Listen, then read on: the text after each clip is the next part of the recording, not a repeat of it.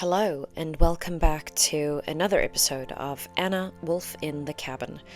Finding Jesus Outside of the Bible, Part 3. What Bear Grylls and Wes Huff Showed Me. Welcome to another episode of Anna Wolf in the Cabin.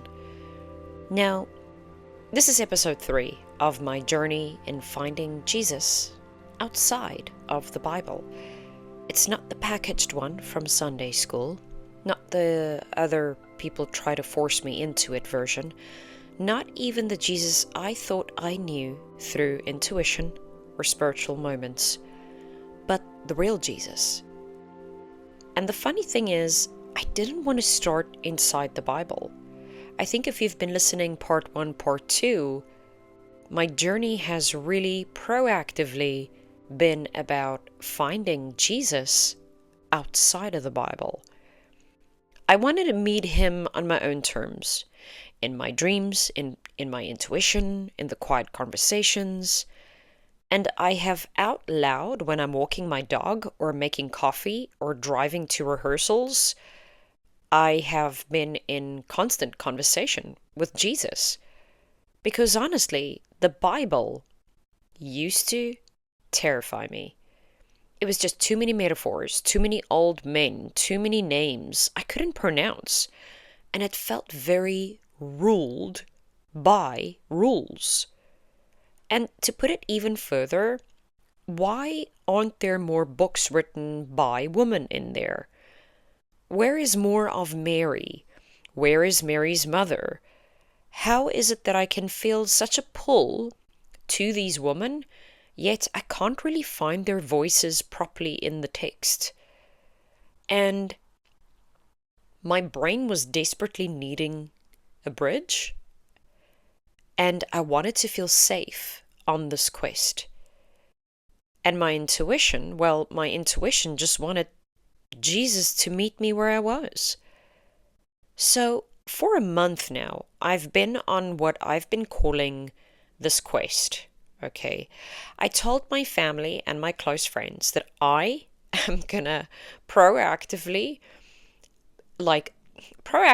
but then again, pack this like imaginary backpack where I was gonna go on this adventure. And just when I do everyday things, I'm gonna do it with the intention to go find Jesus. So I would strap my dog, Wolf, on his walking harness, and I would in my mind go, all right, Wolf, here we go on our walk. We're gonna go find Jesus.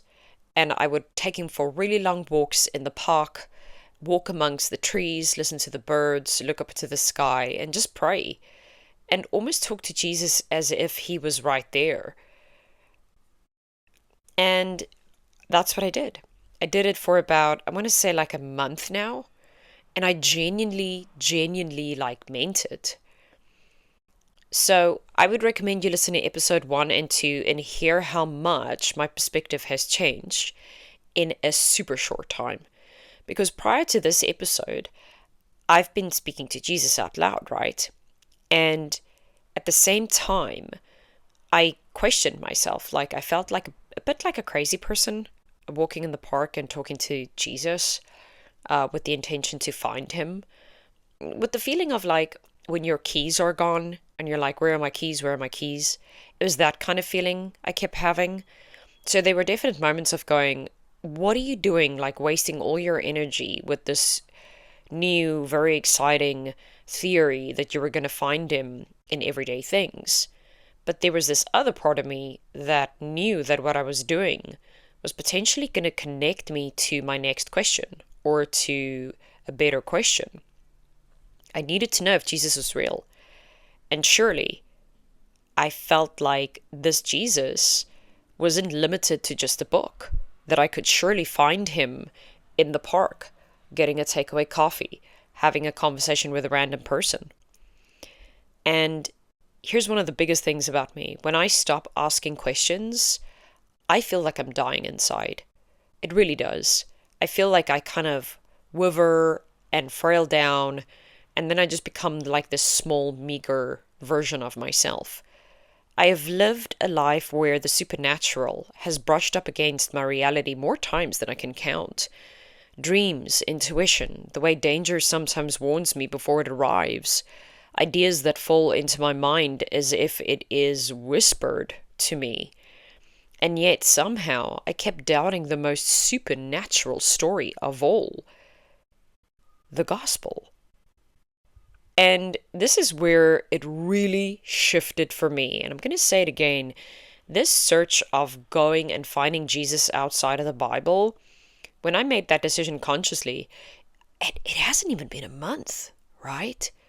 So I get pulled to go buy this book. And it's a book called The Greatest Story Ever Told by Bear Grylls. So if you don't know Bear, he is that, I guess, like adventure guy, for lack of a better word, where he goes and films all around the world and does all these like super crazy, extreme, adventurous activities. And he just has this really beautiful gift of being able to translate how amazing this universe is by going on all these different adventures, showing you how to go live in the wild, etc. Okay, so Bear writes this book, The Greatest Story Ever Told, and he tells the story of Jesus through eyewitnesses. But he tells it in a way that feels very conversational, very inviting, not forceful, not preachy. It's just a storyteller. Telling a story, what happened 2,000 years ago, and the man that died between 30 and 33 AD. Okay, so these are all kind of facts I'm like being jacked up on, right? So I'm quite proud of these little things that I've memorized. Anyway, so for the first time, reading Bear's book, okay, something really softened in me. Like, my brain is very busy and very loud, being ADHD and all of that. But Bear's book like quietened down the new age hoo-hoo side, and I was steadily like being shown a whole nother world that I didn't know was there. And in my previous episodes, I've spoken about why I resisted the Bible. Like Sunday school moments where a little boy crossed my boundaries right at the church doors, and it left a really terrible mark. The false prophets, the people claiming to speak for God while drowning in their own fear, the misaligned leaders, the manipulative teachers, the ones who used God as a weapon. Small things compared to what many people go through, of course, but still, they warped my perception. And it made me associate the Bible with judgment, rules, with feeling small and wrong. So, of course, I try to find Jesus everywhere else. I wasn't going to find him in brick walls and churches, and immediately my brain would associate that with the Bible. So, in this quest that I've been on, again, not even a month, I discovered the Bear Grylls book, The Greatest Story Ever Told, but in tandem with that, I discover a guy called Wes Huff. Guys, there's been many moments where I have been in conversations with really great individuals, okay, who've really shaped my thinking, expanded, etc., etc. In enters Wes Huff. Okay, so this dude, I'm going to tell you about this guy. He's a Canadian. He is a theologian, a scholar who speaks about the Bible in a way that actually makes sense to a modern brain. He's an historian. Okay, apparently his dad was also a historian. So I can just imagine if he's this smart. I wonder how smart his dad is. Anyway, so Wes, first of all, he deals in facts. Ancient manuscripts, historical credibility, textual evidence. But Wes really speaks with kindness, like if you watch a lot of his YouTube stuff. And he speaks with clarity, no fear, no manipulation, no superiority as well. And something in me said the first time when I saw one of the videos of Wes, it was specifically the Joe Rogan interview that he did, I immediately felt safe. I think for me it was like a sensory thing as well, and like an intuitively led moment of going, I can listen to this guy. And Wes made me realize something incredible. The Bible is one of the most supernatural books ever written. The problem wasn't the book. The problem was how it was taught to me. You see, I had built my whole spiritual life on intuition, energy, and what felt true. But Wes showed me that Christianity is not the opposite of those experiences. It's actually the root of them. He said something that really stuck with me. Reality doesn't bend because we prefer it to. Truth is still truth. And it hit me. All my life, I'd be living my truth, my perspective, which is cool. And look, I'm not looking back on how I've lived and go, oh, you shouldn't have done that. You shouldn't have believed in that. You shouldn't have used these new age words, etc., etc. I'm not saying that because I'm a true believer that contrast is so important, because then you can go, okay, I've lived how many years like this, and I am actually being revealed an opposite side to this. And then you can decide, what do you want? What path do you want to go forward in? But you see, this my truth, my perspective, my, it felt very floating. And it felt very unrooted. What if Jesus was the root? What if faith is not the opposite of intuition, but the fulfillment of it? So one night, after discovering Wes Huff, I was still in the process of reading the Bear Grylls book, I have this dream. Okay? I was in an ancient town. It was sand roads. It was in a market. The people in the market, they all knew me. Almost everyone in the market knew me. And in my dream, I really want to fly. I tried a few times, but every time I would kind of lift off the ground, and then I would just fall down again. And then all of a sudden, I heard this voice, and I immediately knew it was Jesus. Because in my waking life, I knew I was on this conscious journey to go find Jesus outside of the Bible, right? So this voice says, turn yourself around, float upward toward me with your back facing the ground. Don't look at anyone as you float up. And if you do look down, if you do look at anyone that's on the ground, you will inevitably start lowering again and you will fall.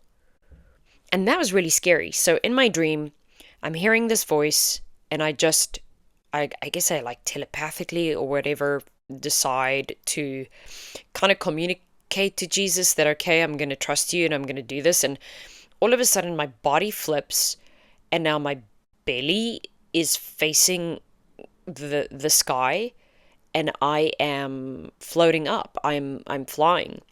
And I see myself rising, and I kind of see the people on the side of my eye, how I'm elevating further and further away from the ground, now on my way to the sky. And it felt so real. It felt so real. I felt so held. It felt like pure, pure, pure divine love. Just like Holy Spirit kind of vibes. Okay, I rise, I'm all the way at the top, and all of a sudden I find myself on a rooftop of an ancient palace, and I'm lying on the rooftop, and I'm kind of stuck on the rooftop, and I go, wait, how do I help? What now? And all of a sudden, and it was so incredible, I can, just by telling you this dream, I can still feel it.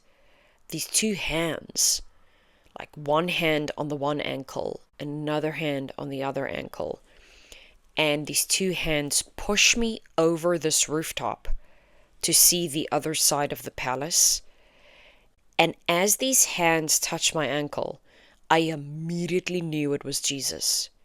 And as it lifted me over the roof to see the view was incredible. There was this beautiful river, there were clouds, a massive mountain. It was almost like 5 to 6 different landscapes in one visual. And I'm like, this is amazing, but I really want to turn around and see who the heck lifted me over this roof, right? But I still know it's Jesus at the same time.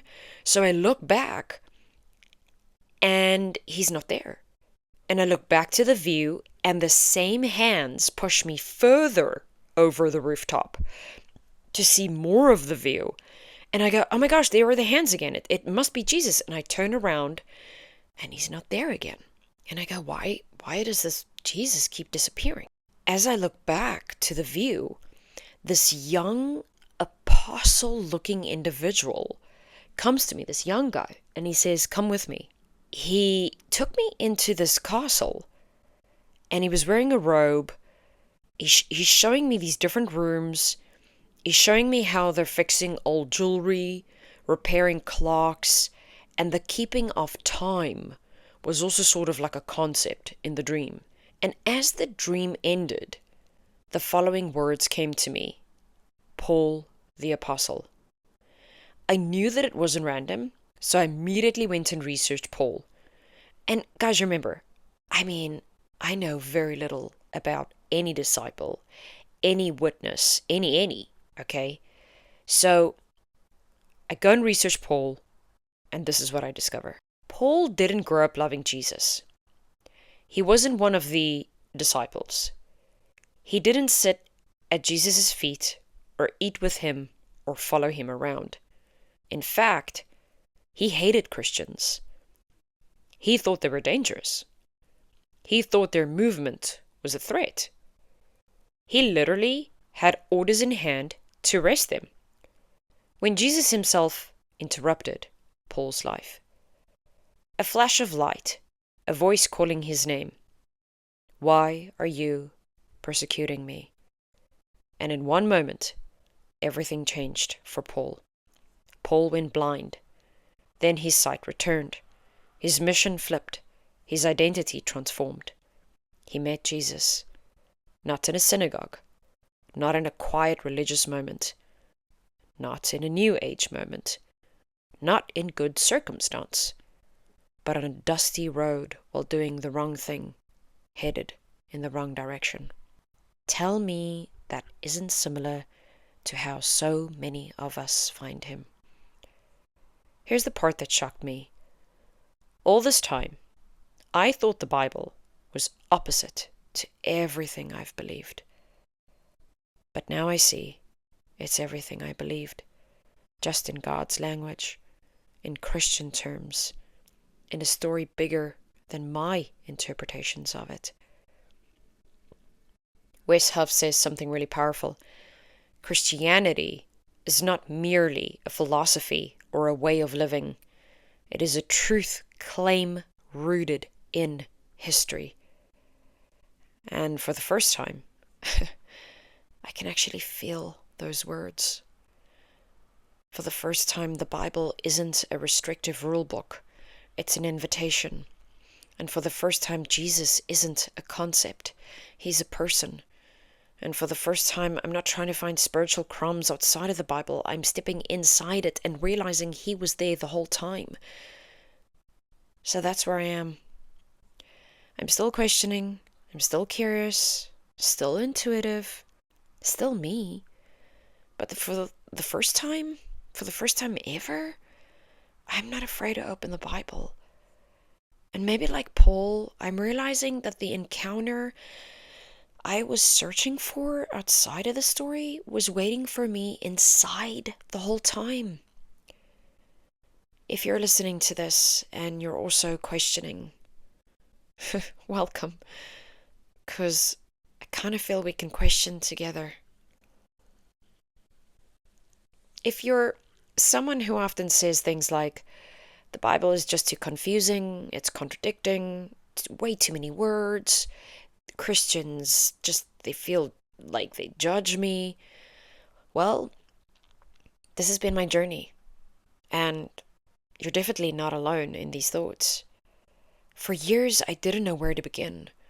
I didn't trust the people who tried to teach me. And honestly, the Bible felt like this heavy textbook filled with metaphors I couldn't relate to. So, here's what I'm doing right now. Reading the Bear Grylls book, The Greatest Story Ever Told. Because it's written like a story, not a religious manual. It's got simple chapters in like an eyewitness style. So it gives me a very easy timeline as well to follow. I read a short chapter there, and then I use it as a map to understand where I am in Jesus' life. And this makes the Bible feel less overwhelming and almost more like a documentary. So, Mark in the Bible, the book of Mark, the Gospel of Mark, is the first gospel most scholars agree was written. It's fast, it's simple, it's human, and it's full of action. So when you read Mark with a modern mindset, it's almost like a film. Like, you can really use your imagination when you read the book of Mark. So imagine the crowds, the sand, maybe even the fear, the compassion, the tension, the miracles happening in real time. That really helped me when I delved into the book of Mark. And in conjunction with the Bear Grylls book and starting with the book of Mark, I then also watch a lot of Wes Huff interviews and conversations where he helps me then take the fear out of the Bible, where he explains things historically, factually, and he doesn't use shame or guilt. He doesn't push fear on the listener as well, which I really appreciate. He shows you why the Bible is trustworthy, believable, and also very human.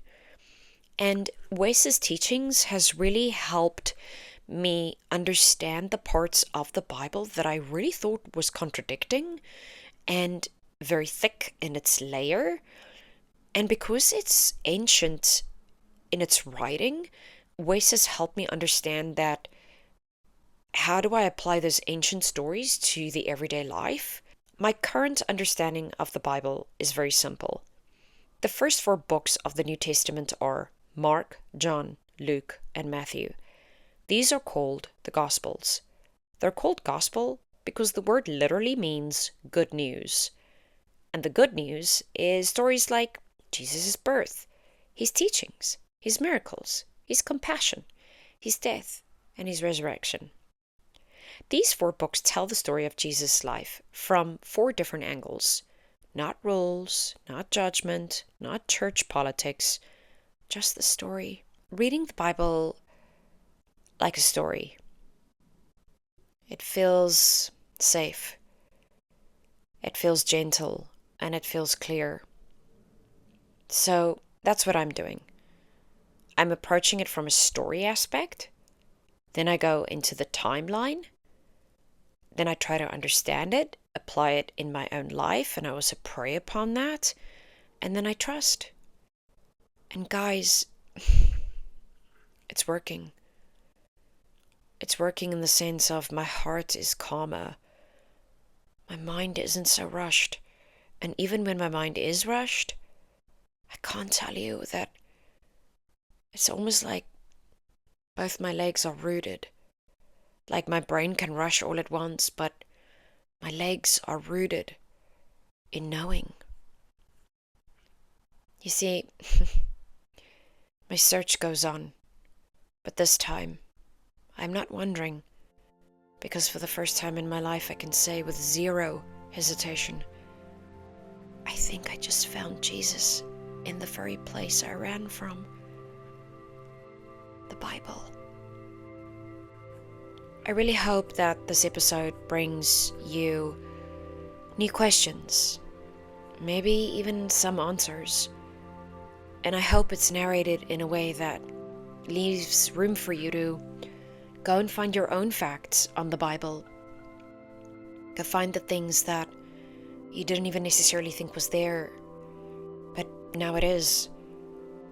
I almost want to say like this format of understanding the Bible and understanding these Gospels and what does Christianity mean for me, I really hope it brings you comfort. Maybe by listening to this episode, some questions have come up for you of things that you've never liked about the Bible. You've never liked about church or Christianity because it was contradicting and you felt judged. I really want to hear your take on this. If I gave you the challenge of listening to Wes Huff's interviews and conversations, tell me what you think. And tell me if you are perhaps maybe even on the same journey as me. Until next time. For now, I'll keep reading the Gospel of Mark. I'll keep studying the Word of Jesus Christ. And I trust that wherever you are, that you feel safe, that you feel loved, and that you feel rooted. Bye.